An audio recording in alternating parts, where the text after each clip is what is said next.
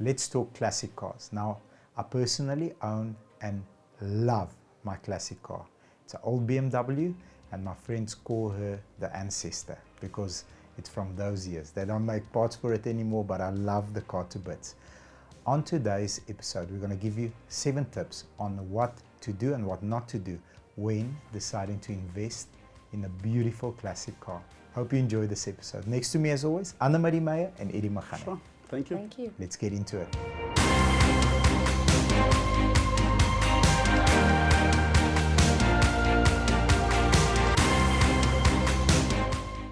Number 1 point, make sure you do your homework.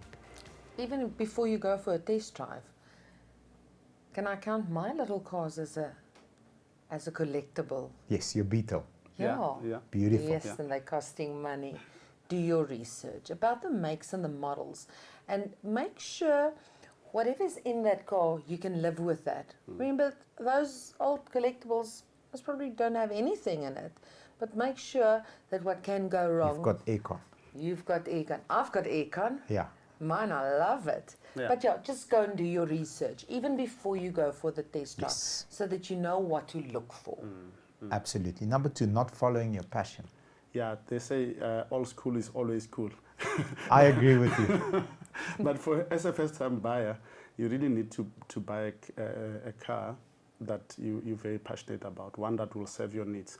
I know in most cases when we buy classic vehicles, it's seldom because of the value, the appreciation in value. Most people buy it because they see an investment. It's like an art piece. Yeah, so what you need to be prepared for is that owning a classic car also comes at a cost. Absolutely. You'll need to pay slightly more than maintaining a normal car, because it takes a lot to get parts, to maintain the car, to find people that can work on the vehicle as well.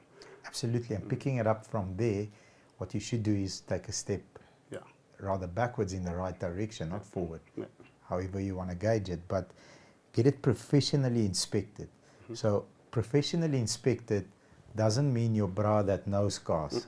It means take it to somebody that will put the car on a lift and give you a full technical report. Spend the money. Do the investment at AA or Decra or any one of these reputable places. Spend the 2.5 or 3,000 rand. Yeah. Because trust me, if you buy a lemon, it will cost you 10x that amount just to get it running sometimes. Sure. So have it professionally inspected. Number 4, not researching upkeep costs. Oh, that's the difficult part. Yes. And people don't do it. And for example, even on yours, you've been waiting for parts for so long. I know on ours, parts are more available, but very, very, very expensive. Yes. So you think a little old Beetle is cheap to maintain. It's not. It's not. It's going to cost you an arm and a leg. So make sure whatever make you're interested in, that you just make sure the availability, most probably nothing's going to be available on those little cars or vehicles, and but double check it. 100%. Number 5, not finding a mechanic before buying the car. So you need to solve for X before you even know what X is. So you make sure that you got the guy, the right guy. I like the fact that you said mechanic, because nowadays they're called technicians. Yeah. I always see them with an iPad or a laptop. Our guys walk around with these things. I'm like, when are you going to work? Why are you so clean? I'm dirtier than you.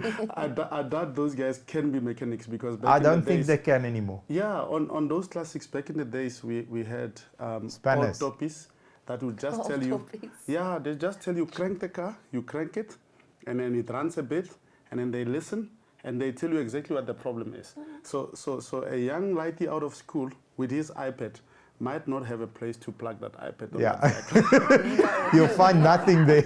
No. So you need to do your research. You need to ask around if there are, depending on what vehicle you're buying, you need to ask around if there are workshops that will be able to carry out repairs. You need to find out about parts as well. And mechanics can build parts out of nothing. Yes. Yeah. Yeah. Not today's technicians. They can't. Nah. Yeah, they can do software updates. Yeah, and then replace. But that's what today's cars. So let me just protect them. That's what today's cars need. Absolutely. But a mechanic is the thing that you need. Absolutely. Now, number 6, not checking the VIN. This is a 2-part solution that you need to solve for. First part, if you're buying a classic where matching numbers has an influence on price. You need to check that. So what do I mean by matching numbers? On some vehicles, on most classic vehicles, if the original engine number appears on the notice that it came out with, it makes it more valuable. So if you don't know where the numbers are, take it to a professional place, like a roadworthy center. They have to check the numbers to make sure that the chassis is still registered and all this other stuff. Number two, if it doesn't have a VIN number and it needs to be punched in, or it doesn't have an engine number and it needs to be punched in, because that happens.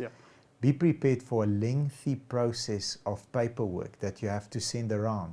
There's a place called the White House in Gauteng. So if those papers land up at White House, it can be 3, 6, 9 months for you to get permission to get a VIN number, which makes all this other stuff.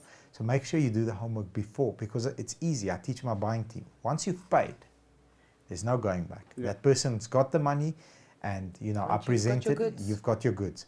So it's very easy to pay. Rather spend the money, do the research, do the running around before you end up in hot water. I've seen it so many times. Please do the research, guys. And lastly, not having the right insurance cover. It is so important. The goods that you're buying, you want it to be valuable, because that's exactly what a collector's item is.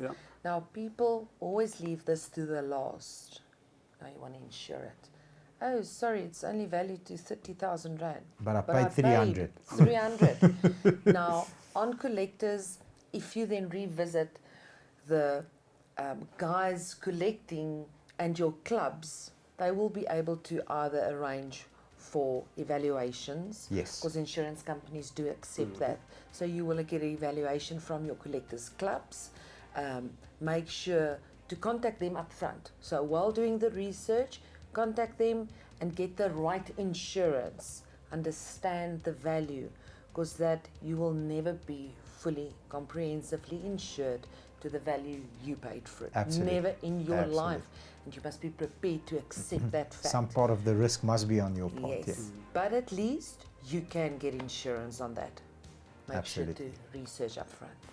I hope we leave you more informed than when we found you. If we did, the way you pay us back is through a comment and a like, as well as please subscribe to our channel. Sure. Remember to ring the bell. Thank you very much. Take care and have a beautiful day. Bye-bye.